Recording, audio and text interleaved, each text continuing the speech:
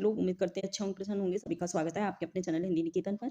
महत्वपूर्ण सूचना को कलेक्ट करने के बाद ही सोचा वीडियो बनाना ज़रूरी है और महत्वपूर्ण सूचना है बीपीएससी टीआरई 2 के विषय में।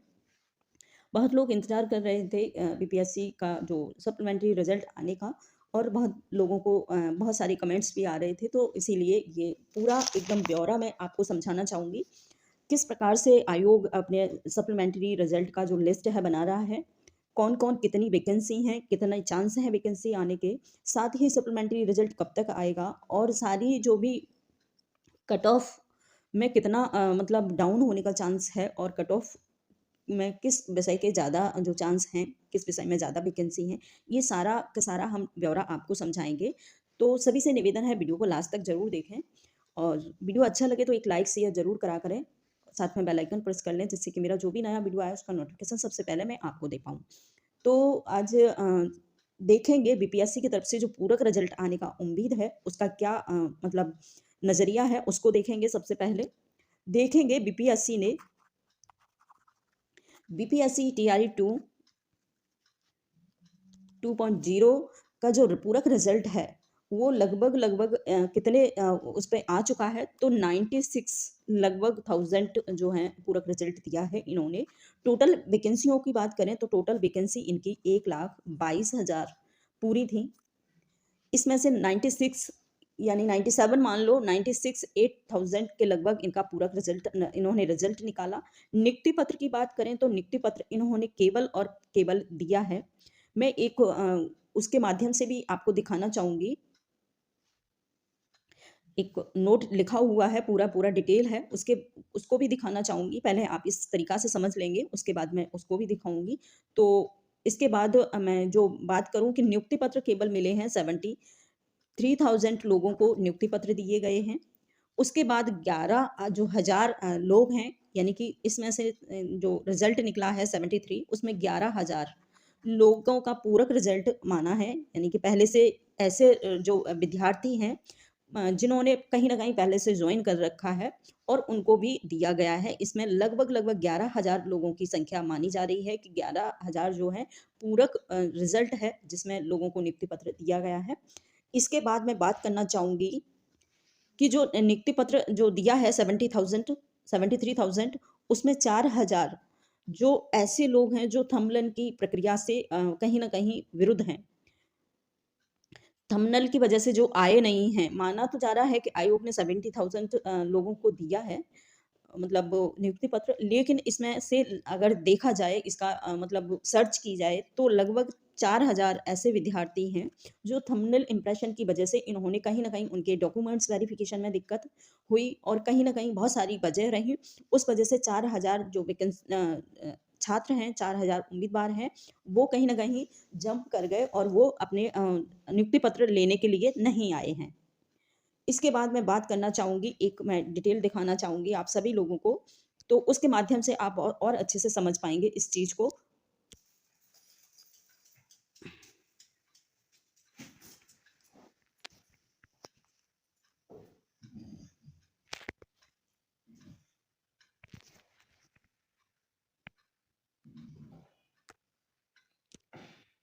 इसके बाद हम बात करना चाहेंगे सॉरी, इसके बाद मैं बात करना चाहूँगी कि इसमें जो 60,000 लोग ही जॉइन करेंगे, 73 जो जॉइनिंग लेटर मिला है और उनमें से कम जो लोग हैं वो 73,000 से 65 लोग ही इसको अपना नियुक्ति ले पाएँगे, क्योंकि कहीं न कहीं इसमें भी बहुत सारे मुद्दे सामने निकल कर आ रहे हैं। इसमें पहला मुद्दा है जो आयोग ने आपत्ति वाला मुद्दा फैलाया है।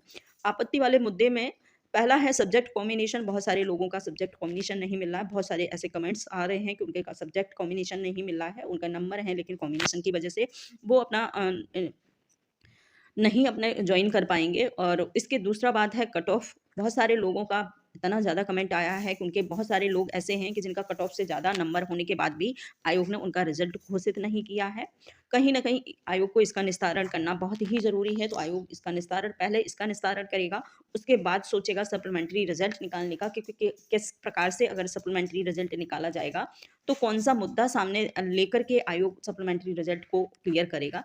तो ये 2 मुद्दे बहुत ही महत्वपूर्ण हैं। अगर आयोग पहले इन मुद्दों को निस्तारित करेगा, उसके बाद ही सप्लीमेंट्री रिज़ल्ट के लिए आगे कदम कोई उठाएगा। इसके बाद हम देखेंगे सप्लीमेंट्री रिज़ल्ट का। सप्लीमेंट्री रिज़ल्ट 20 जनवरी तक कहीं न कहीं आने की उम्मीद तो है, लेकिन फिर भी हम देखेंगे कि 10 से लेकर 20 तक को आयोग ने टाइम दिया था।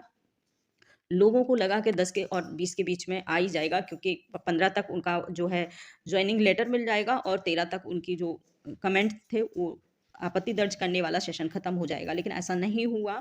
इसके बाद आज हो रही है 18 तारीख, तो हम देखेंगे इसमें 14,762 लोगों को आयोग ने बताया है, मतलब क्लियर किया है कि इतने लोगों पर आएगा सप्लीमेंट्री रिजल्ट। तो मैं किसी को झूठी दिलासा नहीं देना चाहूँगी।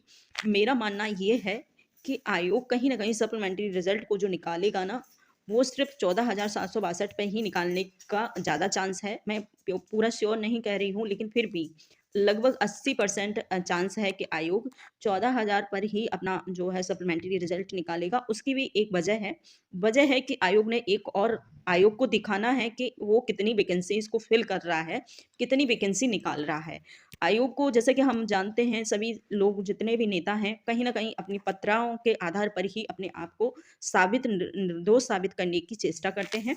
तो उसमें आयोग ये दिखाने की चेष्टा करेगा कि हमने कम से कम 2.5 से लेकर 5 लाख वैकेंसियों को हमने निकाला है, लेकिन फिल कितनी हुई हैं ये भी आयोग इसी में ऐड करेगा। मतलब है कि आयोग ने पहले टीआर 1 की जो वैकेंसी निकाली 1 लाख लगभग वो वैकेंसी थी। 1,22,000 टीआर 2 में निकाली आयोग ने, टीआर 2 में निकाली थी। उसके बाद अब आया है टीआर 3 का।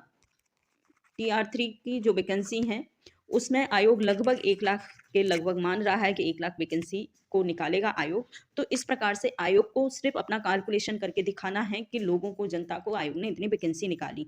लेकिन कहीं न कहीं ऐड भी तो वो कहीं से करेगा।